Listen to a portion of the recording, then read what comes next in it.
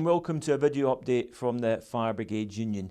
2018 is a remarkable year for the FBU because it represents our centenary. We're joined by General Secretary Matt Wrack to discuss this. Matt, 100 years as an independent trade union really is a remarkable achievement. What is the union doing to recognise this? Well, we think we should be celebrating it. As you say, it's a remarkable achievement to get through 100 years as a specialist industrial union for the Fire and Rescue Service. But it's not just about looking back, it's about looking forward. We want to, what fire service, what are the lessons we can learn from history and how do we apply them to the future? What sort of service do we want for the future?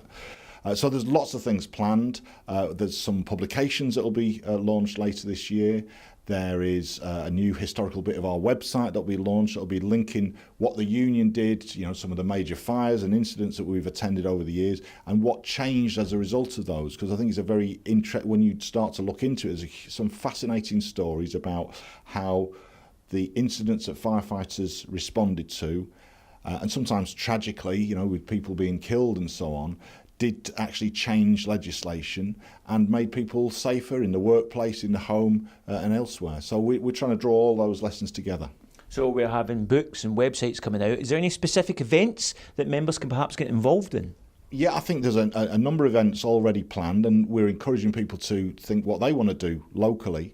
So we will be launching this in January around anniversary of a fire at Smithfield Market in London in 1958, which led to changes in breathing apparatus procedure, one of the basic tools of the trade for our members. There is then events in Bristol around another anniversary, as you know, Tam, around the death of Fleur Lombard. Later in March, we have the Cheapside fire in Glasgow, huge, the biggest loss of firefighter lives in peacetime. So there's a number of those already planned. We're encouraging people at local level to plan their own events. On the 4th of May is Firefighters Memorial Day, so we're hoping that people will do that. There is a film that we've produced, a short documentary film, which people can use to show at fire stations, in local cinemas, to engage with members, with retired members and with local communities. So there's lots of things that people can do. It relies actually on people at local level, our members at local level.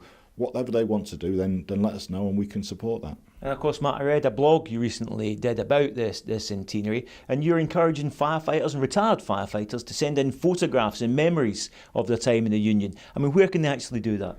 Well, they can send in to the email address that we sent, which I think is centenary@fbu.org.uk.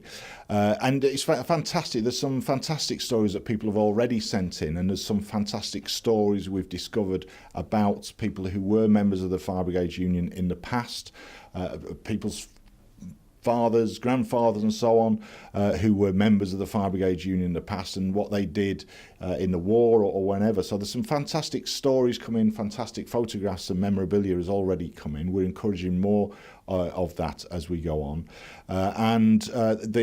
As I say, there will be a special part of our website that will address the historical aspects of this, and that will be launched very soon. So send in your photos. Send in your photos, send in your stories, but also it's about starting to discuss with your mates, with your colleagues at work, with your friends and family about some of those stories and how you want them to be recorded. Now, of course, you said this isn't just about the past, it's about setting up a legacy for the future. And of course, that's the Firefighters 100 lottery. Some fantastic initiatives have come as a result of that. Can you briefly just update us on those and then tell members how they can get involved in the lottery?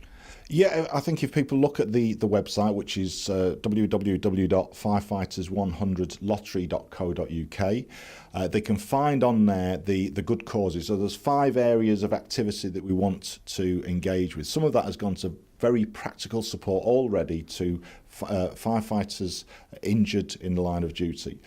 Some of it has gone to some fantastic work we're doing around commemorating firefighters who've given their lives in the line of duty. So the Red Plaque scheme, we've already launched one, we've got plans for others, but again that relies on local members. If you want to commemorate an event, then we're there to support you, and we've got mechanisms in place to do that. Just quickly, Matt, I saw on social media the first red plaque, and there was families of the firefighters who were killed involved in it. That must have been quite a moving experience. It was a very powerful day. It was great to see families wanting to engage. So current firefighters, retired firefighters who were at that incident, and the families.